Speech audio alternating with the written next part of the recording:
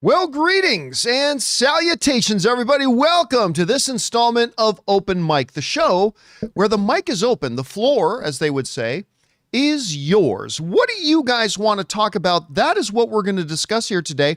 I'm, of course, your host, John Campea. And for those of you who might not be familiar with Open Mic, it's really more of a laid back, more relaxed, very casual sort of offshoot version of the John Campea show, where really most of our time is going to be spent just taking your comments and questions. Now, if you have a thought, theory, opinion, or question you'd like me to address, as long as I deem it appropriate to be addressed on the show, always, as always, we always reserve the right to not address a chat that gets sent in if we don't think it's appropriate for the show.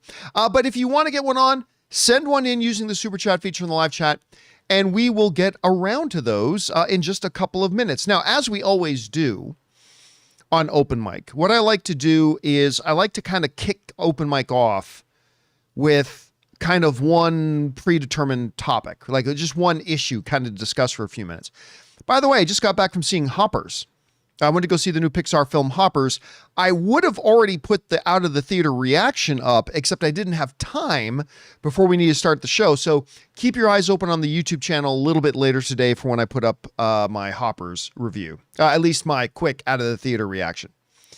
All right, let's talk about this.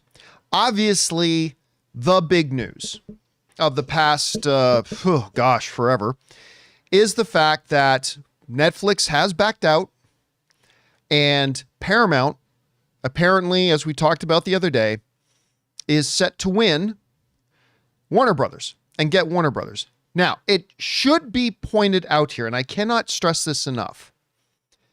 This is not a done deal, right? Like, as of today, I knew this would happen, and I've already seen online some people just assume Paramount, as of right now, already owns Warner Brothers. They do not. Even if everything goes completely smoothly and completely according to plan, Paramount will not own Warner Brothers for at least another probably 7 to 14 months, maybe 8 months, maybe 12 months, whatever. But they don't own it right now, and they're not about to own it in the immediate future right in front of us. But the other thing I really need to emphasize is this, and we'll talk about this more in depth on Monday. We're not really going to go to it in depth right now. But there is still a very real possibility this deal doesn't happen. I've been reading a couple of articles really bringing into question about whether or not they're going to be able to actually follow, that whether or not Paramount's actually going to even be able to follow through and honor the terms of the deal and actually come up with the money. By the way, X-Men Superfan Emma Frost sent in 5 gift memberships. Thank you for that, X-Men Superfan. I appreciate that very much. You've done that a ton. I really appreciate it. Yeah, listen, there is still a very real possibility. I'm not saying it's likely, but the possibility definitely exists that some people have been looking at the books and saying, Paramount's not actually going to be able to do this. And even again, we'll talk more about it on Monday, but even David Zaslav has come out and said, it's like, you know what? If they can't come up and meet their end of the deal, we're going to take, I think, a $5 billion penalty from them, and we're just going to go back and keep doing business as usual. So again, I don't think that's likely, but it is absolutely not horrendously improbable. And again, we'll talk more about that on Monday. What I did want to talk about for a few minutes here today is, look, I make no camouflage. I don't try to hide it. I don't try to be subtle about it. I think Paramount getting Warner Brothers is a pretty bad thing. Pretty bad thing. I'm not going to lie to you. And I also got other news for you. I've got friends who are executives at Paramount. And from what I'm being told, and I'm not the only one being told this, you've seen some other outlets have been told the same thing, is that the rank and file at Paramount are not happy about this. But that is neither here nor there. That is neither here nor there. Look, it's pretty clear. I've made it very clear that I don't like this. I think this is terrible for the movie theater industry. I think this is terrible for the movie industry as a whole. I just think it's bad news. Now, that being said, I also said on my show the other day that I am going to choose to keep a place in my heart hopeful that maybe somehow, some way, this can yield good results, that maybe something good will actually come out of this. And that's why I thought today we would take a couple of minutes about wanting to talk about the potential positive things, because I spent a lot of time talking about the negative things. But I want to take a little bit of time here today, talk about what could be some of the potential positive things. I'm not saying that these are actually going to happen, but I'm saying I am at least keeping my mind open to the possibility that maybe good things can come out of this, right? I'm not going to be closed-minded about it. I mean, I do think it's a bad thing, but I'm keeping the door open just a little cracked for some positive thinking as well. All right.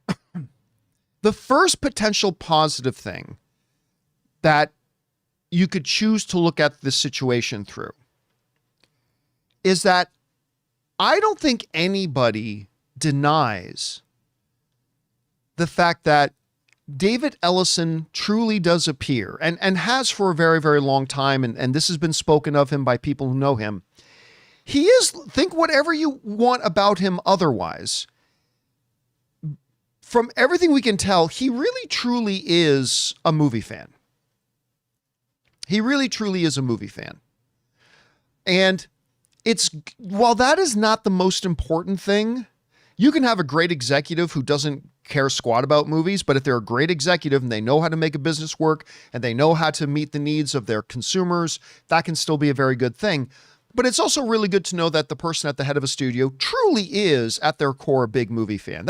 That's one of the reasons, if I'm going to be honest, that I was kind of won over by David Zaslav when he first took over, is that he, like going back to his childhood, he's a documented movie fanatic. Like absolute movie fanatic, and has been most of his life. And so that's one of the things that kind of won me over to David Zaslav. And I think that, I don't know if he's a movie fan on the same level that David Zaslav is, but he truly is a movie fan. He kind of geeks out about movies. And I think that is a positive thing. I think that's a good thing. I'm looking at that. Here's one of the other positive things that could come out of this. While the greatest name in television entertainment in history, HBO, is about to disappear, because remember, Paramount already announced, I mean, maybe they changed their minds, but Paramount did already announce all the way back in October, November, that their plan is to just absorb HBO and HBO Max into Paramount Plus. HBO and HBO Max are going to disappear. And that is a horrible thing. It's a horrible thing. But okay, what if we try to find a silver lining? What if we try to find a positive? Here's what could be a potential positive. What could be looked at as a potential positive is that in a streaming world right now, where costs to have all the multiple streaming services is becoming far more expensive than it ever was to be a cable subscriber. I mean, right, like I remember back in the dark days when like we always had to pay these ridiculous cable bills for tons of channels we didn't even watch. And then when streaming started to become a thing, when Netflix actually started streaming content, we like, oh, that's going to be the utopian future, right? Like we're going to have streaming. It's going to be 10 times cheaper and we're going to have way more. It turns out it didn't turn out to be 10 times cheaper. So the positive, the silver lining maybe in this whole notion of maybe a Paramount Plus absorbing HBO is that we may end up with now one streaming service that has all the combined stuff of Paramount and HBO Max for the price of one streaming service. Now, I can already hear many of you screaming through my computer monitor. I can already hear it saying, John, you're naive if you don't think they're going to raise the price. Well, of course they're going to raise the price. Of course they are. But newsflash, they're going to raise the price whether they absorb HBO Max or not. And newsflash, if HBO Max doesn't get absorbed, it's eventually going to raise its price too. The question will be, will the one service end up being cheaper than the two individual services that we're going to be continuing to raise their prices anyway? And me, I'm trying to choose to be positive Peter here today, okay? PD positive. That's me today. I think there is a possibility that we could get that one combined streaming service that will ultimately be at a price tag that will be less expensive than the price tags of the individual Paramount Plus and the individual HBO Max. Not that any of us had any real reason to have Paramount Plus anyway, but there it is. That's me being PD positive. PD positive. All right. Another potential positive. Now, spread this word far and wide. We read the quote from Bloomberg on the show on Friday, but Bloomberg reports that Paramount is saying they are choosing to keep on all the creative executives. That includes Warner Brothers heads DeLuca and Abdi. That includes HBO Max head Casey Bloys, and to the shock of a lot of people, that includes the heads of DC Studios, James Gunn and Peter Safran. Now, I said on the show the other day that Paramount can say they're keeping James Gunn and Peter Safran, but I don't believe for 1 second James Gunn is going to stay. I believe James Gunn is going to go. Now, remember, I said a little bit earlier that Paramount doesn't actually take over for probably another 7 to 14 months. I believe before Paramount actually takes over, James Gunn is going to go to David Zaslav and say, hey, Axe Zaz, kill my contract. Let me out of my contract. While you're still in charge and while you're still the boss, let me out of my contract. Because I don't think James Gunn has any interest or any intention. I haven't spoken to James Gunn. I don't know any of this is fact. I'm just speaking as a fan, looking at it the way I think it is. And I just don't think there is any reality that James Gunn just decides to stay and work for a Donald Trump lapdog. I mean, think what you want about Donald Trump. It doesn't matter what I think about Donald Trump. The fact is, we all know James Gunn really hates Donald Trump. And we all know Donald Trump really hates James Gunn. And so Paramount can say they plan on keeping Gunn and Safran, but I just don't see a reality that James Gunn chooses to stay. I think he's going to leave, and I think he's going to be offered any job he wants at every other studio. That's just what I think what's going to happen. But John, where's PD positive? Okay, so here's the potential positive. Here's the potential positive. The potential positive is that, you know, you've got some listen, Paramount has some very smart, very creative people over there. They really do. Like, think what you want about the Ellisons. Paramount itself has some really creative and very smart people. And one of the potential positives of this is that you get all the smart, creative people that I know are at Paramount, and you combine that with the executive experience of Mike DeLuca, Pam Abdi, Casey Bloys. You know, that could be, again, this is me being PD positive, that could be a very formidable creative executive team over there. Again, I think this is a disaster, but if I'm going to be PD positive, combining that type of creative talent could, if you want to try to think positively, it could end up being a very formidable creative executive team that could be very beneficial. It could be very positive and could create some really great content. It could, you know, you combine Casey Bloys with maybe you even put Casey Bloys in charge of the new Paramount Plus. Remember, Paramount Plus is going to be absorbing HBO Max, but what's to say that they don't do the smart thing and say, hey, yeah, it's all going to become Paramount Plus, but Casey, you're the one who you've been running HBO Max. You're the one who's going to run the new, bigger Paramount Plus. That's a positive, right? Like that's a potential good thing. I think that can work. So there are, in the midst of all the negatives and the fact that I think this is a disaster, if I want to try to find the silver linings, I think there are 3 things that can be said that we could theoretically look at positively.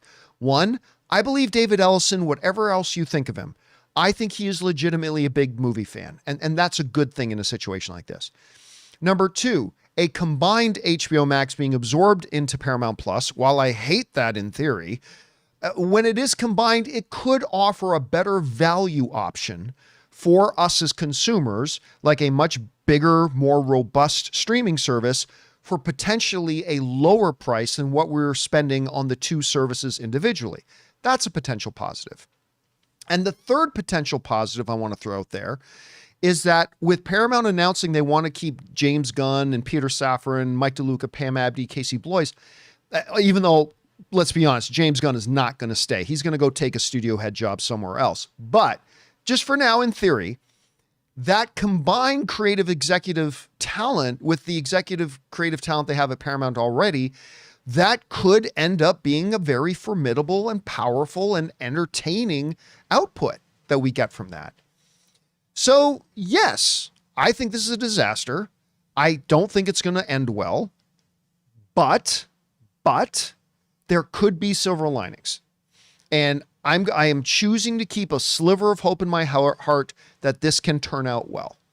And all I can do now is kind of sit back and hope that everything will work out well. I mean, that's all we can really do, is hope it'll work out well and hope that good things will prevail and good things will come out of it. Because listen, there have absolutely been things that have happened in all other walks of life, be it sports or business or whatever.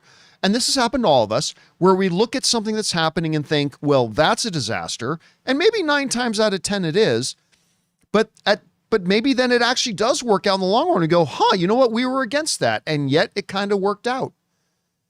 And yet it worked out. You know, I think of some movies, right? I thought CW making a Flash show, you know, Arrow was going and Arrow was a big hit for them. I thought them making a Flash show was a terrible idea. Terrible idea. I admit it. I thought it was a terrible idea to do a Flash show. And I ended up loving that show, at least for most of its seasons. I ended up loving it, right? That has happened where some of my sports teams are like, oh, they made a certain trade and that's terrible, but then it actually worked out really well. Maybe that will be the case here with Paramount. We can only hope and keep our fingers crossed. All right. With that down, guys, let's get over to the real reason we're here today, which is taking your live comments and questions. If you guys have a thought, theory, opinion, question you want me to address, go ahead and fire down to the super chat. They are still on right now, but I see that they're already getting filled up pretty quick. So I'm going to turn them off. I'll give you a heads up before I turn them off, but I am going to turn them off soon. So if you do have a question you want to ask, go ahead and send it on in. All right. With that down, let's get to it, shall we? And we're going to start off today. I think John's our first one. Yes. John writes, Apple TV is the only streaming service where there's never a good time to churn. Yeah. A show I'm waiting for always starts mid or right after one ends. And here's the thing. Remember we were just talking about, we just said a second ago, that there have been many times when like something looks like it's disastrous and it turns out great. If you guys remember the show I did, I might have still been at the movie blog not the movie blog. I still might've been doing movie talk at the time, but I think I was already doing the John Campea show. Anyway, when Apple did their big presentation about their new upcoming Apple TV Plus, and they did this big presentation with all the shows they were going to launch with. And I said, this looks boring. I don't think this is going to work. What on earth does Apple know about entertainment? I mean, they make great hardware and software, but what do they know about entertainment? Their whole lineup looked sleepy. I mean, I was interested in For All Mankind because Ronald D. Moore was doing, but everything else looked kind of sleepy. Nothing looked interesting to me. But I got to tell you, man, other than HBO Max, I think they're the second best producers right now. I really do. And the only show they ever did that I didn't like was actually one I thought I was going to like, was that Jason Momoa series C. I mean, it looked good to me, but if I'm being honest, I actually didn't end up liking it. But you're right, man. Apple TV. And by the way, I just started watching the second season of Monarch. Love the first episode. First episode was great. All right. Next up, Reza writes, David Ellison is Dylan O'Brien and Send Help. He thinks he's hot shit when he just took over and hasn't done anything yet except shit on everyone. Listen, one of my big, and I've said this many times, but one of my big hesitancies about Paramount taking over Warner Brothers was, hey, David Ellison, you haven't done anything yet. Like, you haven't even yet shown that you can run Paramount. Like, and I'm not saying you won't be able to. I'm just saying right now, you haven't even shown or proven to anybody that you can even run Paramount and crank out good quality content. You haven't even done that yet. And all of a sudden you're going after Warner Brothers too. It's a concerning thing. It absolutely is a concerning thing. We'll see how that kind of works out. All right, next up, we got Will Coyote, who writes, how do sub-studios like New Line Cinema work? Are they subsidiaries or more independent entities with major studio cash behind them? Also looking forward to seeing how the Paramount CinemaCon segment goes. Yeah, I'm not excited about that. I actually had an executive from Paramount write to me and say, are you going to come to our Paramount presentation this year? I'm going to go. I am. So basically speaking, here's how generally it works. So if you take Columbia Pictures, let's use Sony Columbia Pictures as an example. So Sony owns Columbia Pictures, right? And I'm going to speak in general terms here because I might get some of the details wrong. But basically speaking, to the best of my understanding, the sub studio operates mostly independently. They find their own projects.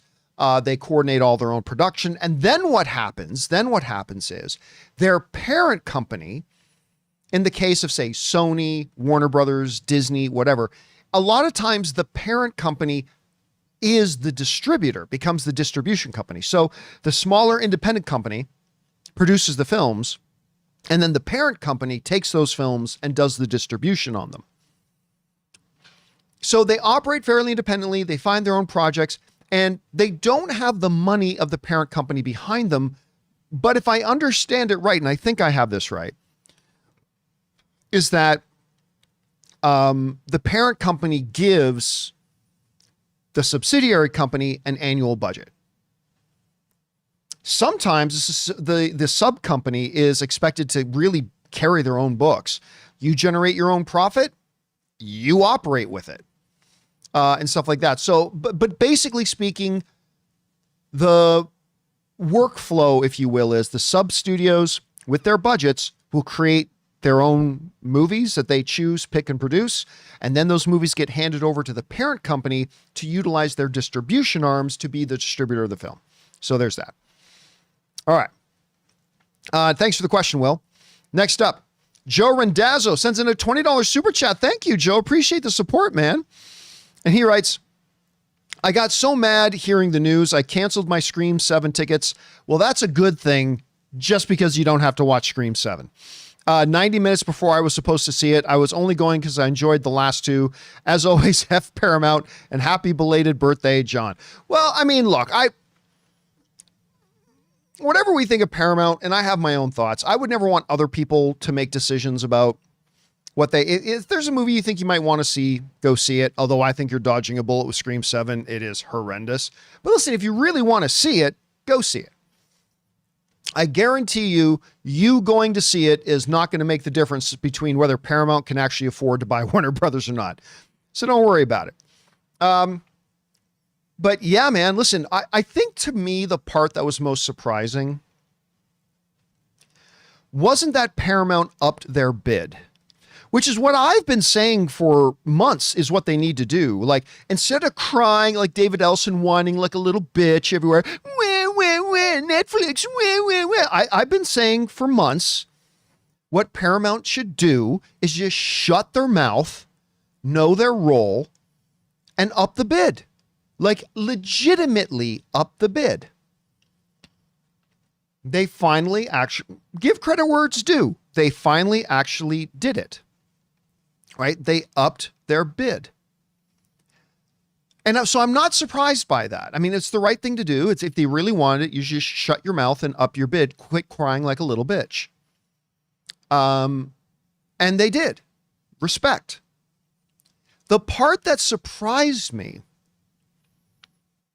was that Netflix then said, peace out. We made you our offer. This was our offer. You asked us, and they did, several months ago to give you our final best offer, and we did, and you said ours was the best. And it was at the time. According to their deal with Warner Brothers, if Paramount came back with a bigger bid, Netflix would have 4 days to choose to match it. But Netflix said, peace out. Nope, we're not going to match it. We gave you our best offer. And listen, respect also to Netflix. You made what you thought was the right value. Listen, I really wanted, give you an example. Even though I'm not a drinker, let's say I really wanted this bottle of Deadpool Aviation Gin. I believe I got this from Ryan Reynolds, actually. So I got it for free, but let's say I decide I wanted it, right? I don't drink, but I still just think this is pretty cool, right? Aviation Gin, that's also got the special Deadpool markings on it. I would want it. Yeah, even though I don't drink, I would like to have this and have it on my desk. Okay. But me wanting to have it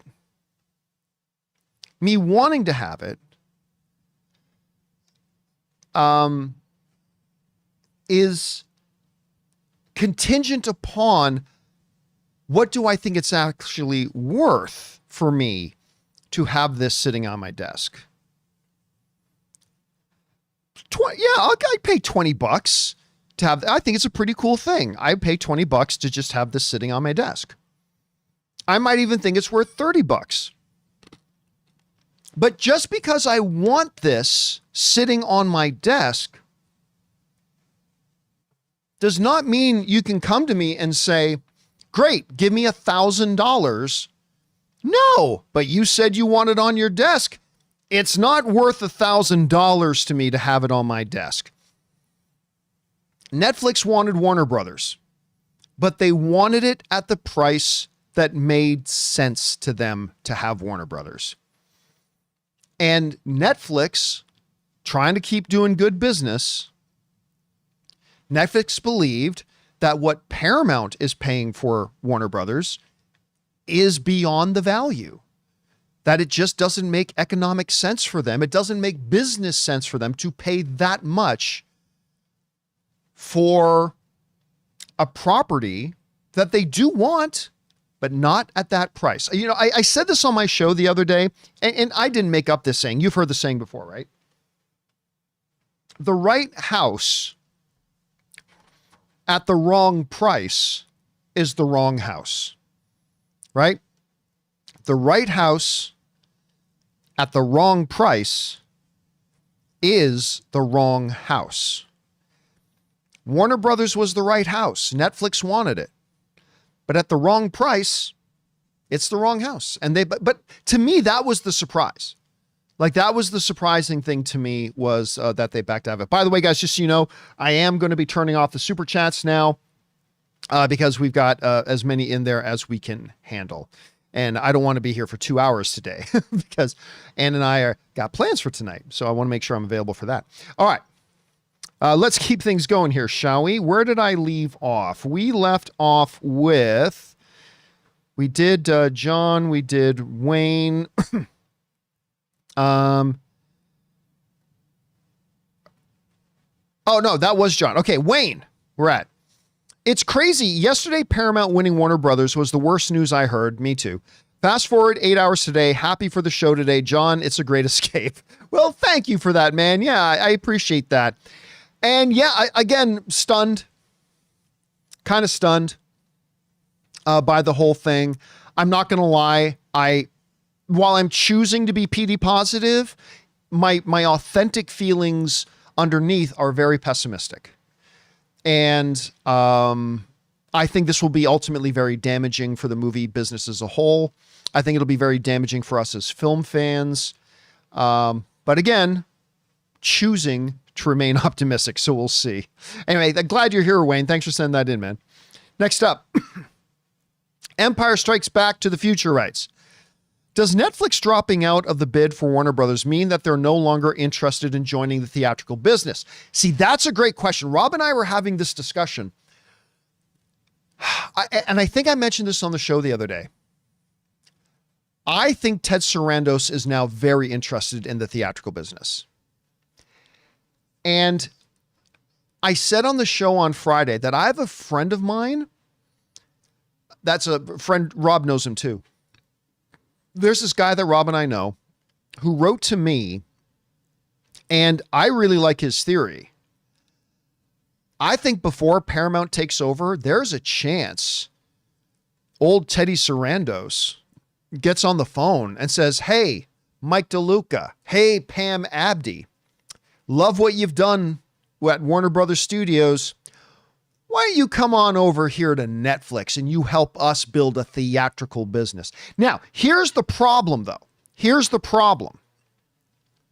One of the reasons Ted Sarandos said the reason Netflix has never gotten into the theatrical business is because we don't have the expertise, we don't have the infrastructure, and we certainly don't have a distribution logistics infrastructure in place. We don't know how to distribute films globally and into theaters. We don't have that. Warner Brothers has it. And so if we own Warner Brothers, that gives us an avenue. That's still going to be a problem for Netflix. They still don't have the logistics. They still don't have that infrastructure. I do think Ted Sarandos has been bitten by the theatrical bug. Now he recognizes that it could be really beneficial for their business as a streamer and be beneficial for them as a business releasing theatrical films. I think he recognizes now there's a lot of money to be made. The problem, though, is they still don't have that expertise. They still don't have the infrastructure. And if they had bought in Warner Brothers, they would have had it, and they don't still. So that's going to be something we'll have to see. I think that's the big hurdle they would have to overcome if they were to stay in, if they were to try to still get into theatrical without Warner Brothers. All right.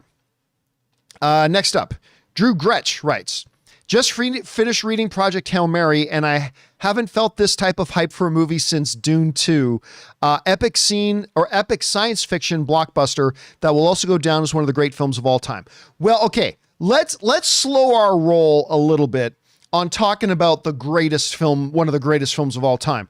We haven't seen a single minute of the film yet. I mean, we've seen trailers, but trailers are trailers, right? Now, do I think the movie's going to be amazing? Yes. Have we heard the early reviews saying that it's amazing? Yes. But until we see it ourselves, let's slow the roll a little bit on talk of one of the greatest science fiction films of all time. The story is certainly fantastic. And again, for those of you who don't know, on Tuesday evening, we're going to be doing our next installment of Movie Club, but it's going to be a little bit different. Instead of talking about an older movie, we're going to be talking about Project Hail Mary. We're going to be talking about the book. We're going to be talking about all the things that happen in the book. And we're going to talk about how we see that translating into the movie. What things do we think will make it into the movie? What things are going to have to be cut out because, you know, the movie can't be 6 hours long. What things are going to be cut out? So you still got a few days to get Project Hail Mary and get caught up on it, and then come join us for that special movie club. It's going to be a lot of fun. All right. Next up, we've got Suthius, who writes, okay, Mr. Campea, as you may or may not know, I'm also a theme park enthusiast. I didn't realize that. So I must know the good, the bad, and the ugly of the Orlando parks you visited. Well, that would take like a 20-minute discussion. I'm not going to get into that. But yeah, when we went down to Orlando for the movie meetup in Orlando, which was still one of the best movie meetups we had, it was so amazing. Anyway, we visited, of course, Disney World, and we visited the Epic Universe, which is, of course, like a Harry Potter world, a Super Nintendo world, Universal Monsters world, and a How to Train Your Dragon world. Listen, I'm not a theme park enthusiast. I like theme parks like anybody, but I'm not a theme park enthusiast. Gotta say, it was a lot of fun, man. It was a lot of fun. I had a really good time. I was especially impressed with their How to Train Your Dragon universe. Was really impressive. And their Super Nintendo world was really impressive too. I mean, so was the monsters, and so was, everything else, Harry Potter. But I gotta say, man, I am not a theme parks enthusiast, and I had a great time down there. I really did. So did Anne. All right.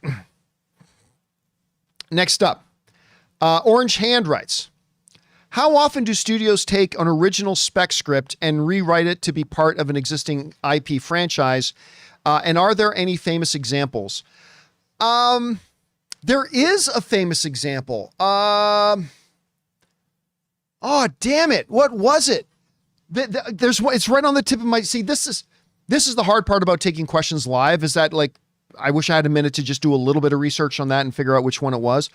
There was a great example of a franchise that had a sequel, but they didn't like the idea they had. And what they did was they took another one. You know what? I think, James, you might be right.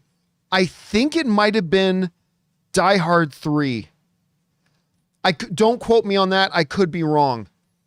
But where, like, they actually had another script they bought that they thought would have fit in really well with the franchise. So they just changed things up a little bit and made it fit what they were doing. It might have been Die Hard 3. I could be, again, this is the peril of doing these shows live. I can't remember off the top of my head. It doesn't happen often. It doesn't happen often. It is pretty rare. Of course, there have been examples of it. I think there will always be examples of it. But it's pretty rare that it happens, because I think there are a lot of, like, rights issues you have to go through and everything like that. But I think Die Hard is the one I was thinking about. Die Hard 3 at any rate. It's a great question, though. Great question, Orange. All right. Next up.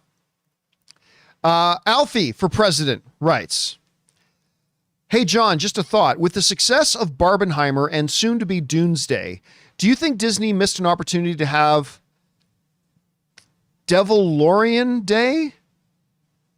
Baby Yoda. Oh, and the Devil Wears Prada. No, I mean, look, because number one, I don't think a lot of people care about the Mandalorian and Grogu. And that pains me to say that, as you guys know me, I'm a lifelong Star Wars fan. But I just honestly don't think a whole ton of people are excited about it. Like, I hope I'm wrong. And maybe once I see the movie, I'll change my tune. I reserve the right to do that. As of right now, sitting here on Saturday, February 28th, I don't see Mandalorian and Grogu making $700 million. That's a lot. $700 million is a lot. Don't get me wrong. I'm not saying it's some tiny number. But, you know, for a franchise who $1 billion should be in the potential realm, not automatic, but in the potential realm, I don't think that many people are interested in Mandalorian and Grogu.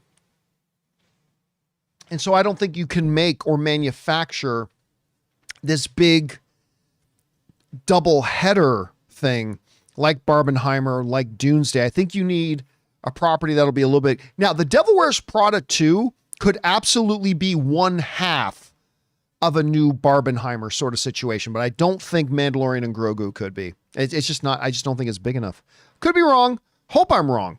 100% hope I'm wrong, but we'll see. All right. Good question. Next up, Isaac Cushman writes, one of three. I'm a big Scream fan and to varying degrees, I've liked each of them, flaws and all. I'm still coming to terms with how bad 7 was. There were periods where I was kinda into it and then got caught off guard by something stupid. As a fan, the worst thing for me was the bait and switch of Stu's presence in the movie. Like, at least follow through on the fan service. This movie emotionally blue-balled me, John. Again, for me, and I'm about to, I did it on the show the other day, but just, you know, I'm about to say some spoilers for Scream 7. Not that you should care, because it doesn't matter, because it's one of the stupidest movies ever made in Hollywood history. the part that like, every minute of this movie is terrible. Every minute of it is terrible. But one of the dumbest, stupidest, most asinine things I've seen in any movie ever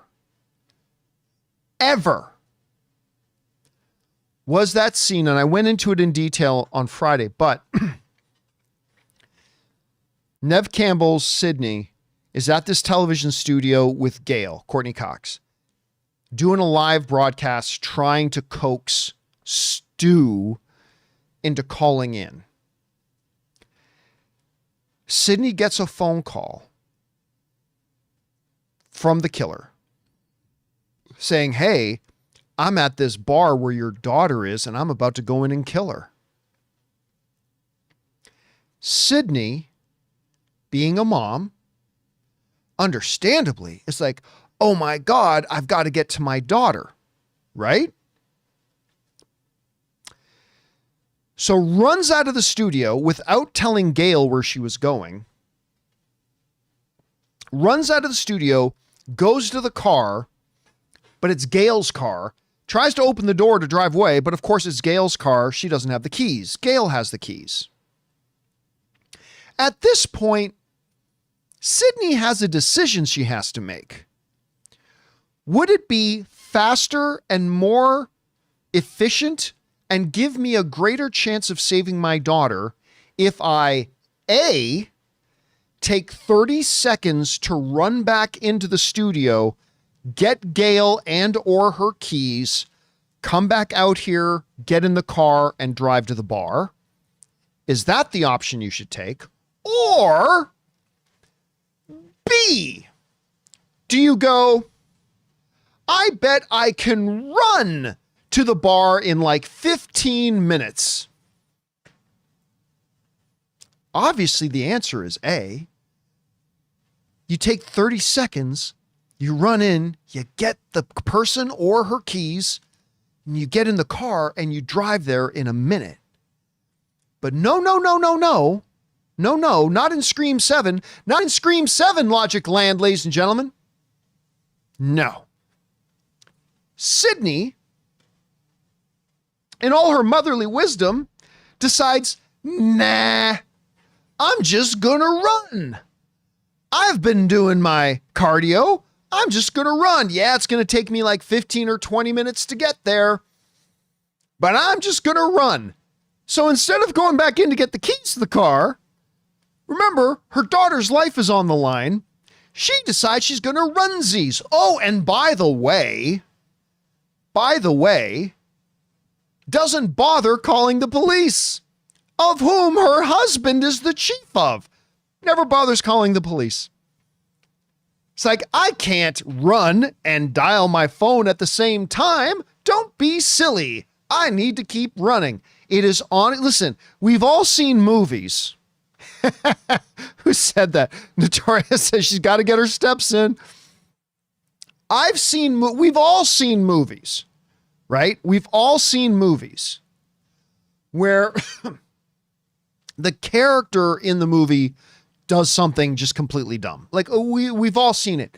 But I am telling you, I have never seen a dumber thing ever in any movie.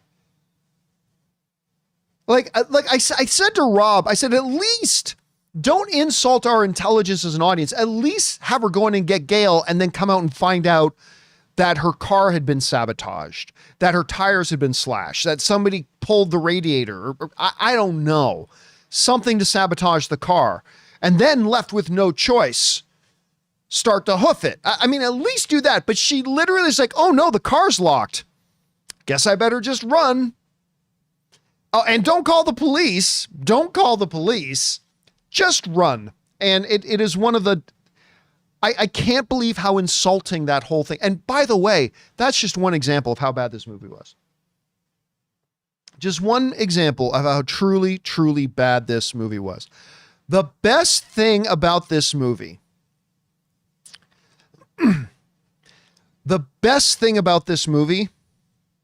was the Scary Movie trailer that played in front of it.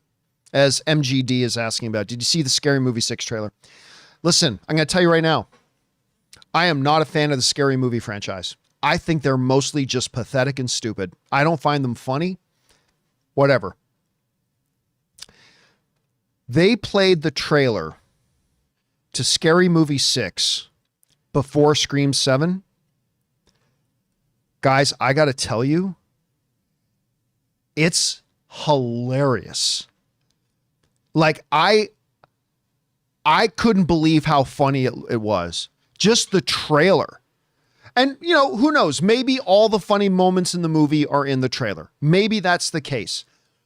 But it just felt like they're tuned in. Like they got zoned in when they made this movie. And the trailer was hilarious. I thought, and I'm saying that as somebody who's not a fan of the series. I do not like the scary movies. I don't like them. But I can't wait to watch this movie. This trailer was hilarious and was easily the best part about going to see Scream 7. Unfortunately, that was the best part. All right. Next up. Thanks for writing that in, Isaac. Rennie writes, Warner Brothers to Paramount is going to end up like AT&T Warner Brothers, maybe. Someone will buy cheap when it's over and hopefully bring it back to its current glory. Yeah, a lot of people forget that, you know, before David Zaslav and Discovery came in and took over Warner Brothers was a victim on an emergency room hospital bed that had been stabbed 89 times. Like everybody forgets this now. When David Zaslav and when David Zaslav and Discovery took over Warner Brothers, it was dying.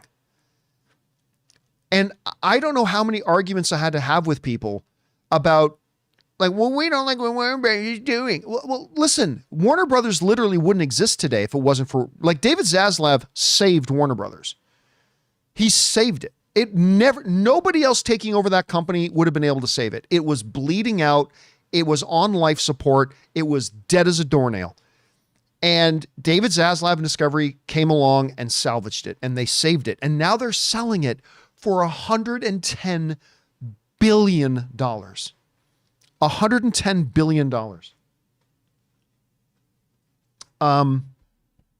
Which is insane.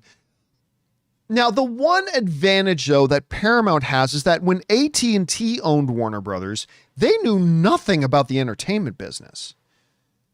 Like nothing about the entertainment business. And that's part of the reason why they ran it into the ground.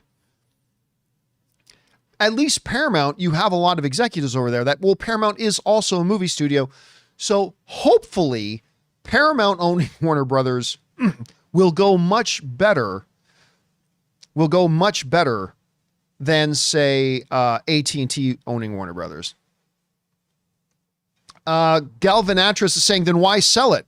What part of $110 billion did you not understand? I say that with love. But what part of $110 billion did you not catch? This represents a massive profit. Let me just bring this up here quick. How much did Discovery buy Warner Brothers for? So when Discovery bought Warner Brothers, okay, when Discovery bought Warner Brothers, the deal was for $43 billion. 43. They're selling it for a combined deal of stock, options, and debt for $110 billion. That's nearly triple the money. That's nearly triple. That's nearly triple. So why do you sell it? Well, okay, put it this way. Remember how I was just talking about how I really like this. I want it. I like having it on my desk. I think it looks really good on my desk. It makes me happy when I look at it because it's just a cool little thing, right? But guess what? You come into my office and you offer me $400 for this bottle. It's yours. But John, I thought you liked it. I do like it. I like having it very much. I don't like having it $400. I would rather have $400. You offer me $400, but John, why sell it? Because it's $400. It's $400. That's why I'll sell it. If you want to give me $400. So they come in, we bought something for $43 billion. Now just a couple of years later, somebody comes along and they're willing to put up, not quite, but getting in the neighborhood of triple what you paid for it. You sell it.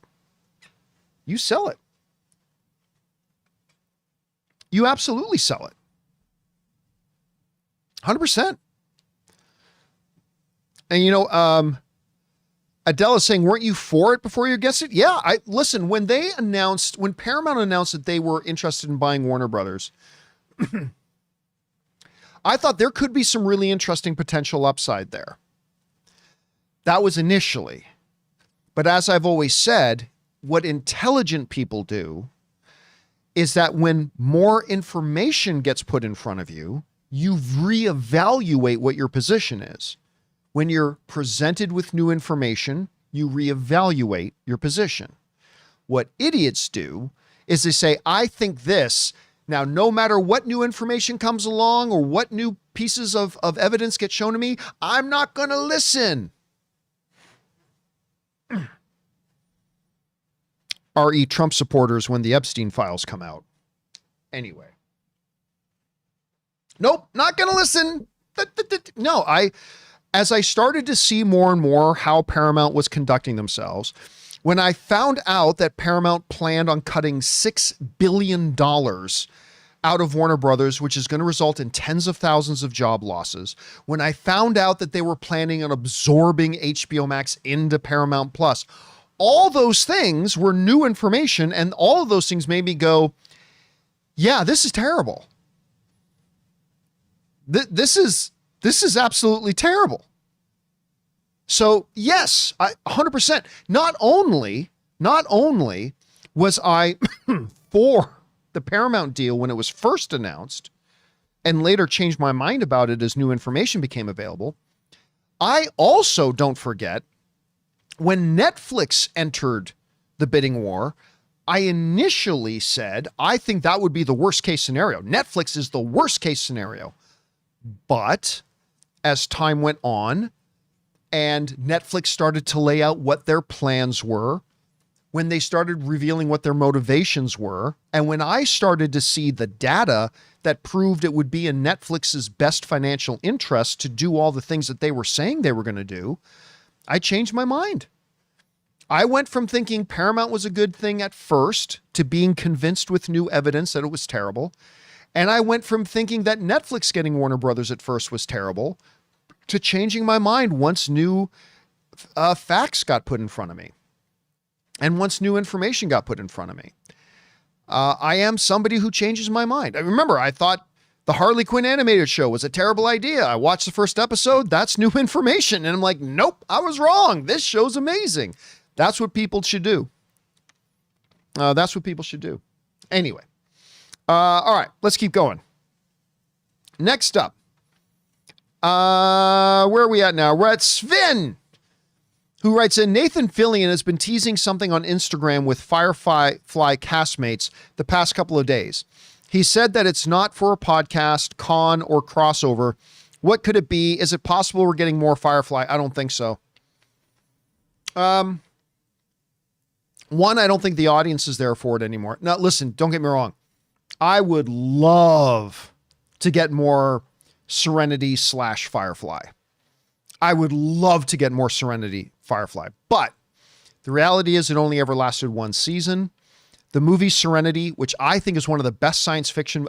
Serenity is honestly in my top 10 favorite science fiction films ever. I love Serenity. I think that movie is genius. I think Serenity is better than the show.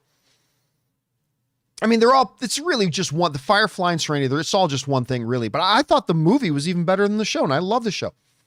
That all being said, no,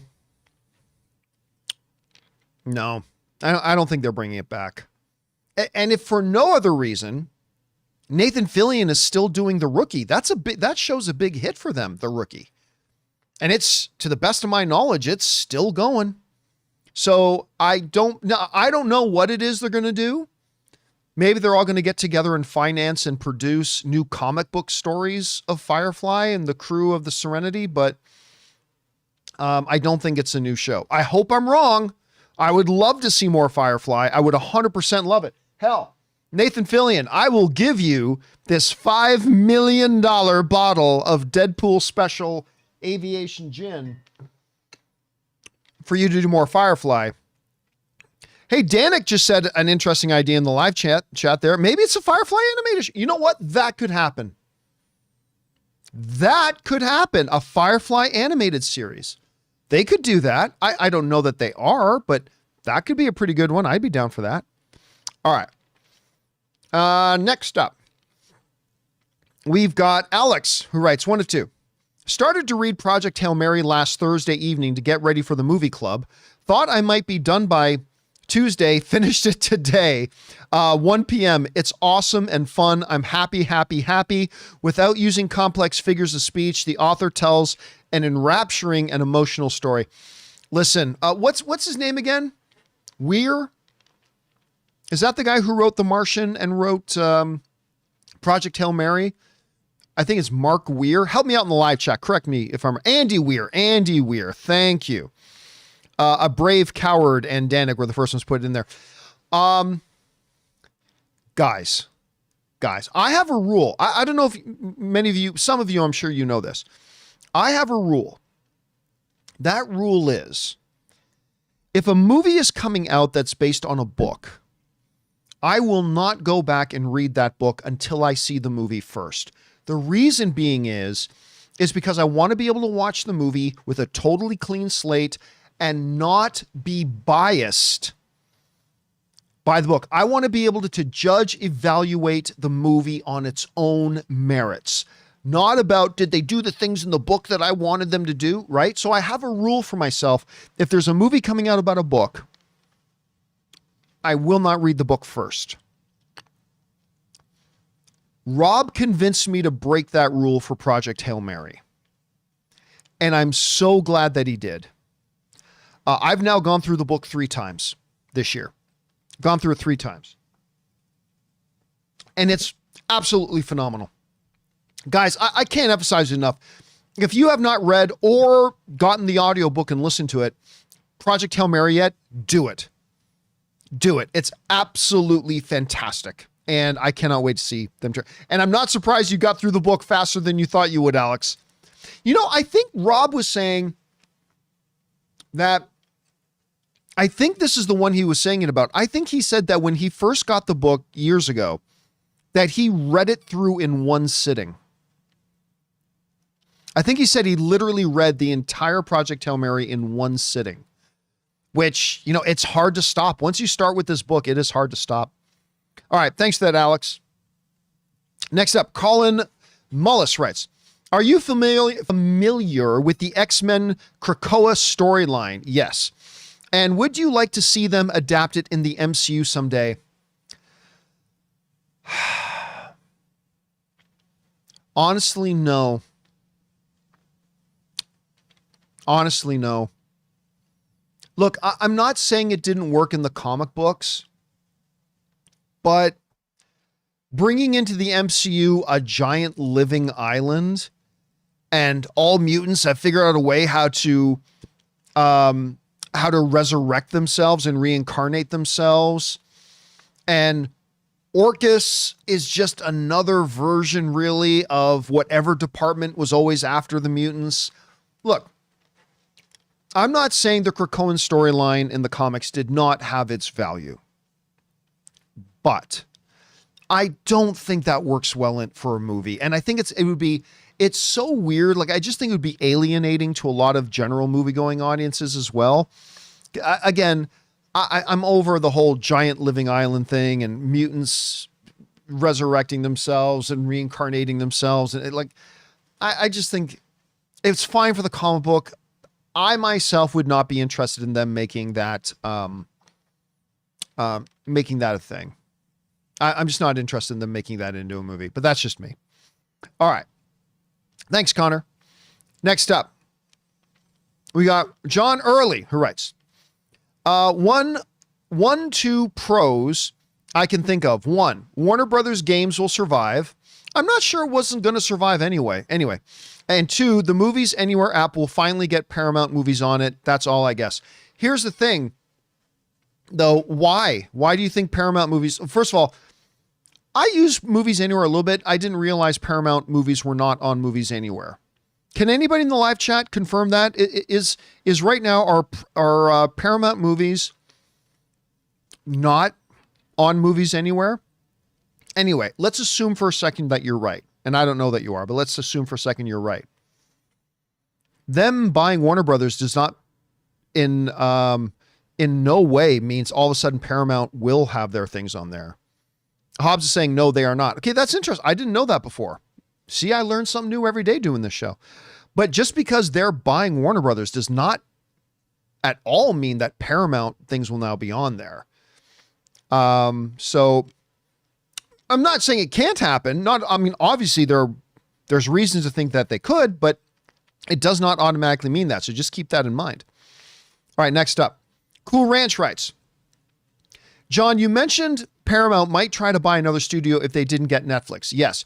Do you think Netflix is still interested in another studio? That's a good question, Cool. My theory that I had is that at some point, if Paramount realizes they're not going to win and get Warner Brothers, which they ultimately did,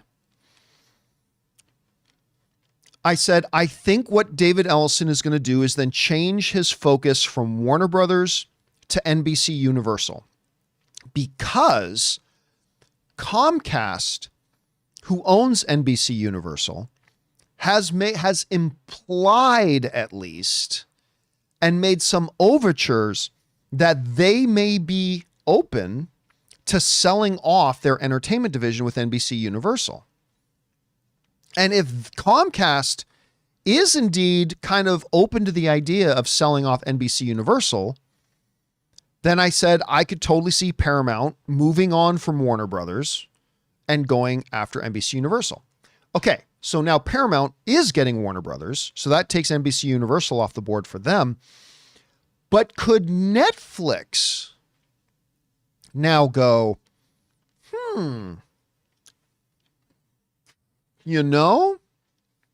we really like the idea of having a distribution network now.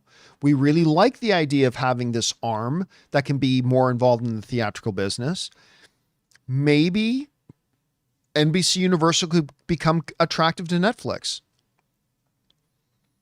You know what? I could see it happening. I obviously have no information suggesting that, but I could see that happening. I would not be shocked if sometime, say, before October or November. See, here's what I think is going to happen. I think Netflix is going to wait to see if Paramount can actually come up with the money to fulfill their deal with Warner Brothers. I think Netflix will just go into a holding pattern and wait to see if this deal with Warner Brothers just falls through, because it very well could. But let's say it doesn't. Let's say Paramount does end up securing Warner Brothers and they get it. Well, when that happens, again, I have no insider information saying that it will, but I could see it happening. I could see Netflix then having talks about maybe them going after and getting NBC Universal. We'll have to wait and see. Good question, Cool Ranch. All right. The Real Hayden writes, hey, John, I know that you can't say who, but is there one legacy character that is in Doomsday that you never thought would be in it? Thanks.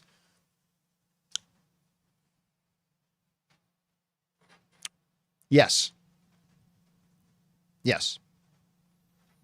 I'll read the question again. Is there a legacy character you never thought would be in Doomsday, but they are? The answer to that question is yes. All right. Bry Guy writes, it feels like there's more of a feeling of doom and gloom surrounding this merger compared to the Disney-Fox merger. Why do you think that is? I think the main reason is, and this isn't right and it's not fair, but I think the main reason is this. Why there seemed to be, when it was announced that Disney was going to get Fox, why there was this sense of optimism and this sense of hope and this sense of excitement Whereas the idea of Paramount getting Warner Brothers is being met with a lot of doom and gloom. And I think there are two fundamental reasons why. From a pop cultural point of view, everybody wanted to see the mutants and the X-Men in the MCU. Just that simple. Especially when you consider at the time that we just had movies like X-Men Apocalypse and their Phoenix, X-Men, what was the full title of the Phoenix one again? I forget. And those weren't very good. And, you know, so I think and remember at that time, the Marvel Cinematic Universe was flying high. Dark Phoenix. Thank you guys. The MCU was flying high, sky high. And the X-Men movies were starting to not be so good. And everybody was excited about the idea of finally seeing the X-Men where they belong in the Marvel Cinematic Universe, right? So that's one thing. The second reason why I think the Disney takeover of Fox was somewhat viewed more positively is because Disney was extremely successful. They were cranking out billion-dollar film after billion-dollar film after crowd-pleasing film after crowd-pleasing film. And they were at a place at that time where it kind of felt like they could do no wrong. And so them getting Fox was kind of seen like a good thing. Juxtapose that now against this situation. People are like, what the hell is Paramount doing? We got the highlight of their 2026 release calendar is, what is it? Jackass. Woo! We got Jackass. No, don't get me wrong. I'm kind of excited to see Jackass, but I mean, that's their big thing. We got Jackass coming. Like right now, no, what the hell is Paramount doing? They are not firing on all cylinders. They are not beating the world the way Disney was at the time. They're kind of seen like the weak link. If anything, people look at everything and they say, well, Warner Brothers just set a new record for 7 films in a row, opening to over $40 million. Never been done before in the history of Hollywood. Warner Brothers did it. Their 2 films are the 2 leaders for Best Picture at the Academy Awards.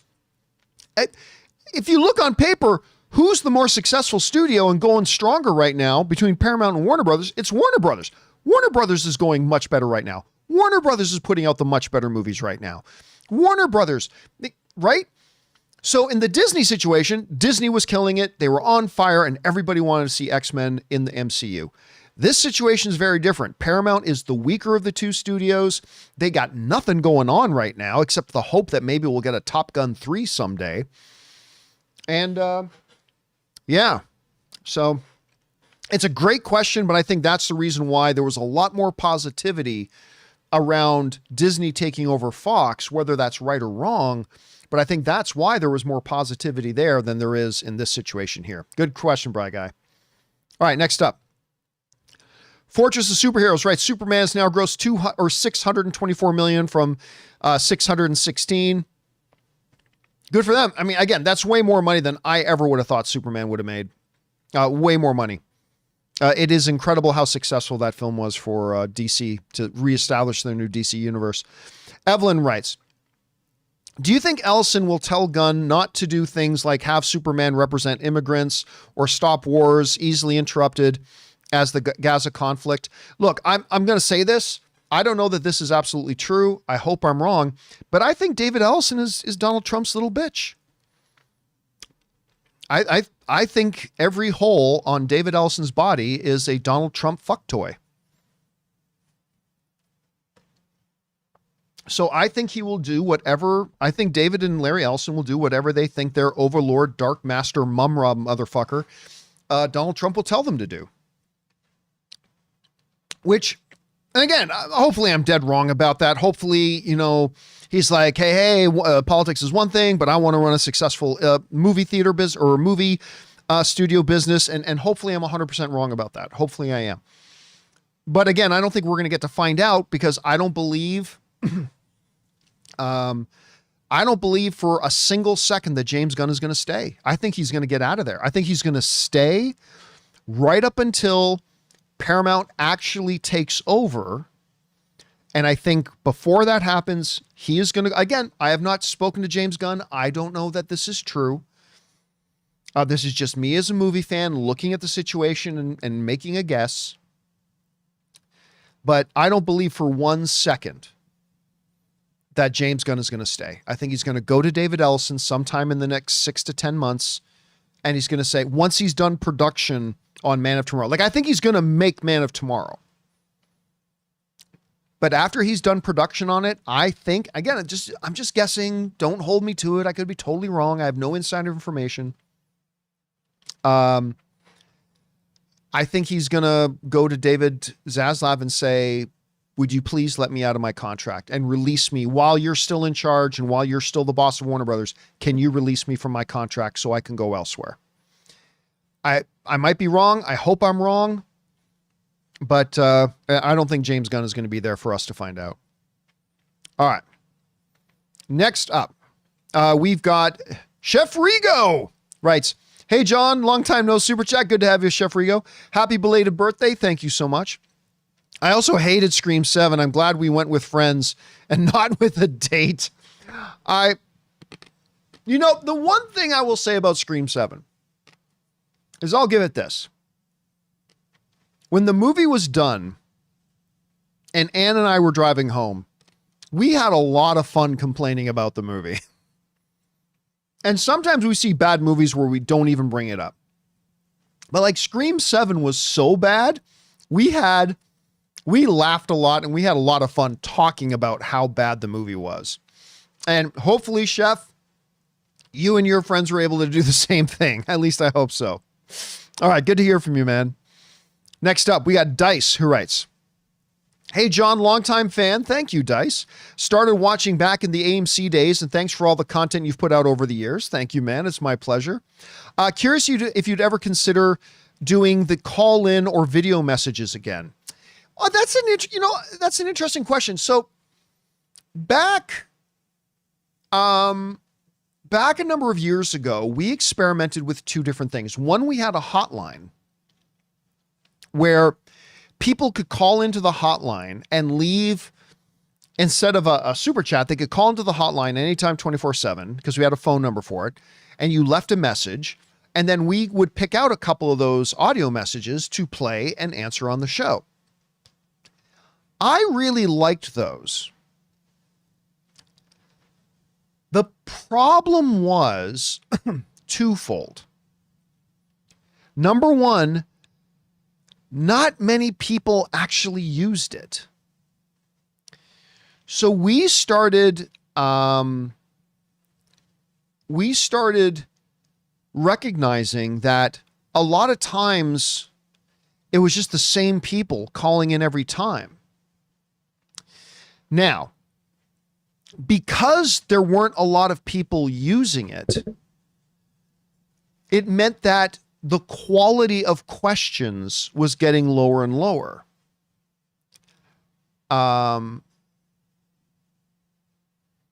Because if you get 100 questions, let's say 1 out of every 10 questions that get sent in is a good question. Well, if you get 100 calls come in, you've got 10 good ones you can pick from, right? Or use 10 good ones. But if you only get 10 messages sent in, the odds are there's only going to be 1 good one out of the 10 that the rest of the audience might find interesting and would be interested in. So yeah, I really liked having the call-ins, at least the recorded ones. I really liked having it, but we did it, and honestly, just not a lot of people took advantage of it. Not a lot of people use it. So we ultimately decided to back out of it. All right. Next up, we've got John, who writes, can't wait to see who buys Universal a couple of years from now. Hey, listen, and again, maybe Comcast doesn't sell them, but they have said some things. Comcast has said some things and done some things in the past year and a half or so that has sort of maybe implied, unless we're totally misrepresenting or misinterpreting it, and we might be, but it's kind of looked like they're implying they may be open to parting with NBC Universal and getting rid of it. And if that happens, maybe Netflix goes after them. Maybe Disney goes after them, although Disney's not really a place to buy anything right now, but maybe Apple goes after them. Who knows? We'll see. It's not definitely on the board, but it kind of sounds like Comcast might be open to selling them. Maybe we're right. Maybe we're wrong. We'll find out. Okay. Last couple of ones here. Jake Iyer writes, movies have long held a role in shaping the cultural narrative in the U.S. Yes, they do. Do you think the merger will lead to a slant in the narratives of our movies? Will the Ellisons' political views affect things? Yeah, I can't see how they don't. Again, I don't know that they will for sure. But you're asking me my opinion, so I'm giving you my opinion. I do know this.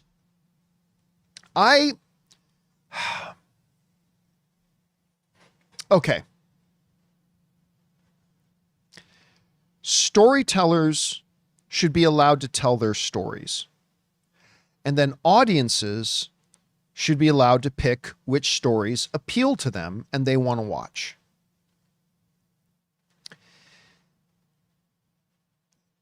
I remember when movies like Captain Marvel and Black Panther started coming out, there was a loud fart coming out of the cultural space. And that gaseous fart was coming out of the mouths of people who cry, oh my God, Marvel's all woke now. Look at them putting girls in the lead and putting black people in their movies. And when those things would come up, I would challenge him and say, well, wait, time out. Like, you do realize, I think the number was 20. Don't just go with it for now. Maybe it was 19, maybe it was 18, maybe it was 21, but just for the sake of this discussion, just go with me that it was 20. That you do realize Marvel has made 20 movies in a row that every single one of them had straight, male, white leads. And there's nothing wrong with that. But up until the point when we finally started getting a Captain Marvel, when we finally got a Black Panther, when we finally, like, you do know that, and everybody started farting out of their mouths, woke, basically whenever anybody uses the word woke, I just assume as a complete moron. That's just me. Doesn't necessarily mean it's true, but that's just what my assumption is in my head. But so when Marvel started making movies with other kinds of people who are real, I don't mean Captain Marvel's real, but I mean women are real. Gay people are real. Black, Indian, Asian people are real and part of our movie-going audience. Anyway, so when they would start to do their little whiny diarrhea coming out of their ears about, oh, Marvel's all woke, it's like, well, wait a minute. I mean, they literally just did 20 in a row. Is that ratio not good enough for you? 20 in a row of straight male white leads every single, and again, nothing wrong with that, but also nothing wrong to have other people being represented in these movies too. There's nothing wrong with that either. And there shouldn't be anything wrong with that. So what they then started vomiting into the pop cultural conversation was, and you hear this all the time, and this is the mark of truly stupid people. They've got an agenda. The gay agenda, the women agenda, the feminist agenda, the black agenda, Antifa, like whatever, right? That if you don't, and really here's the thing. The only people who had the agenda were those people. Those people were the ones with the agenda. They're the only ones that had an agenda. And their agenda was keep everybody else out. Keep everybody else silent. Do not give them a place at our table. Do not let them be represented. Their agenda was an agenda of exclusion. That was it. And as soon as Hollywood, which has been one of the worst, Hollywood has been the most, exclusive kind of place there is in the entire business, in all the businesses. Hollywood has been the worst for excluding everybody forever. And the moment Hollywood kind of started to say, you know what, maybe we shouldn't be excluding everybody so much. Maybe not everything has to be straight white males everywhere. Maybe we can open the table a little bit, add some more chairs and let other people in too, and tell other types of stories too. Maybe we can do that. Let's maybe stop the agenda. Let's stop doing the agenda of exclusion. Well, these troglodytes did not like that. They did not like getting rid of the century-old agenda of exclusion. They didn't like that at all. They wanted that agenda to stay firmly in place because they're weak, sniveling little cowards. The gays are coming for me. Like the fragile little insecure things that pass themselves off as men these days is a joke and pathetic. You know why? Because real men don't get scared that easy. Real men are not threatened by other people having a place at the table. Real men are secure in and of themselves and want to try to lift up other people. That's what real men do. Call me old-fashioned. It's my Italian upbringing. It comes from my dad, okay? Real men don't feel insecure when other people start getting seats at the table. Real men are already firmly secure, and because they're secure, they want to use their time to lift other people up. But not these cowards. And so these cowards, over the past few years, have suddenly brought their politics and their hatreds and their sniveling fears into my world of movies.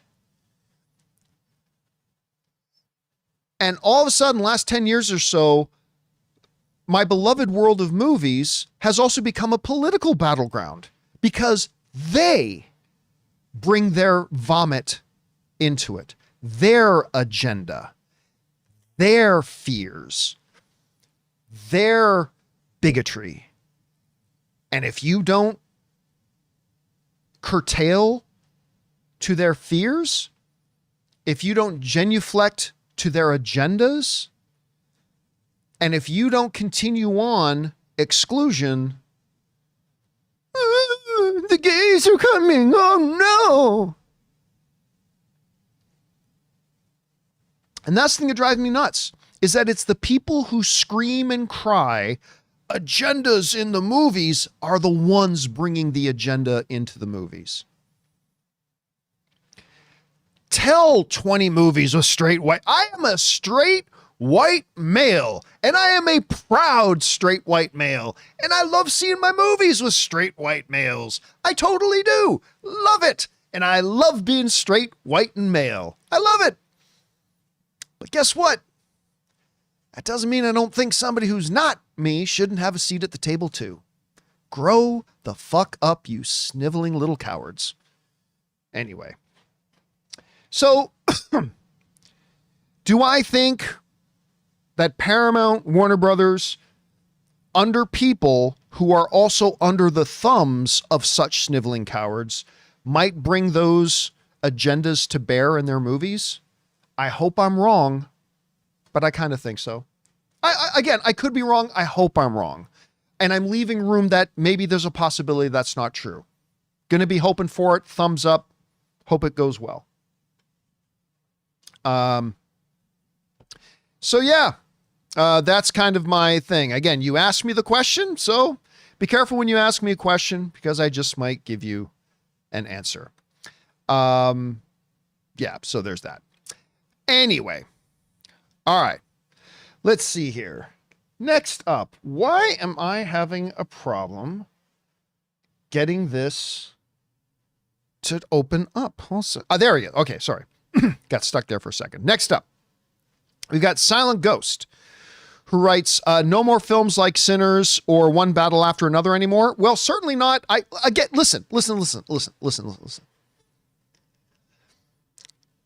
I do want us all to keep in mind that while a lot of people, including myself, have some legitimate worries about David Ellison,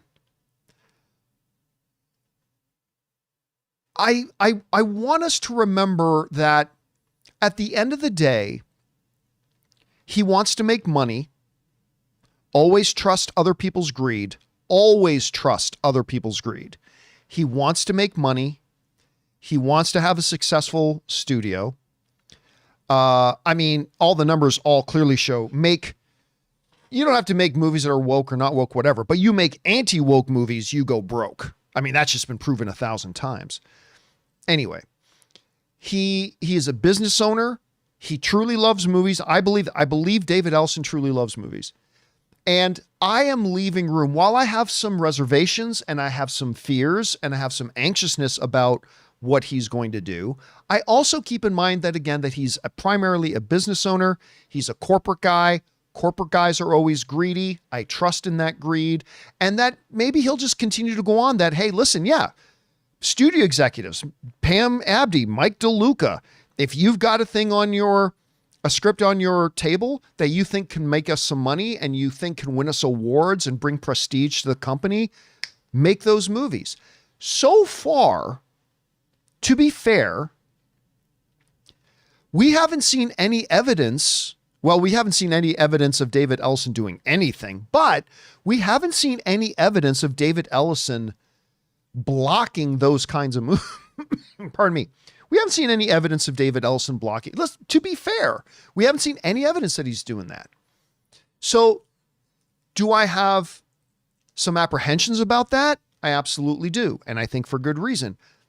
But do we have any evidence that that's going to happen yet? And the honest answer to that is no. So let's leave some wiggle room.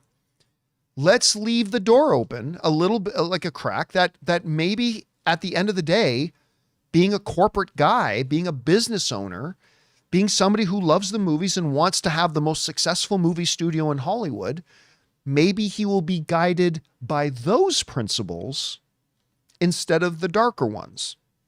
I think there's a chance for that. Do I like it? No. Am I apprehensive? Yes. But I'm still open to the idea that it could go the other way, which has kind of been the theme of today's show, really, right? So, we'll see. Anyway, guys, that'll do it for today's installment of Open Mic. Thank you so much, everybody, for spending some time with me here this evening on this Saturday. Really appreciate you guys being here, because really without you guys, there is no show here. So appreciate you very much. I hope you guys have a wonderful weekend. I know we've got a very busy Sunday. It's our Dungeons and Dragons game tomorrow night. Always love it because we got a new campaign going. Love getting together with our friends, playing D&D. It's a good life, my friends. It's a good life. We'll be back. Oh, keep your eyes open a little bit later tonight for when I put up my out-of-theater reaction to the new Pixar film, Hoppers. Hopefully, was it any better than their last offering with Elio?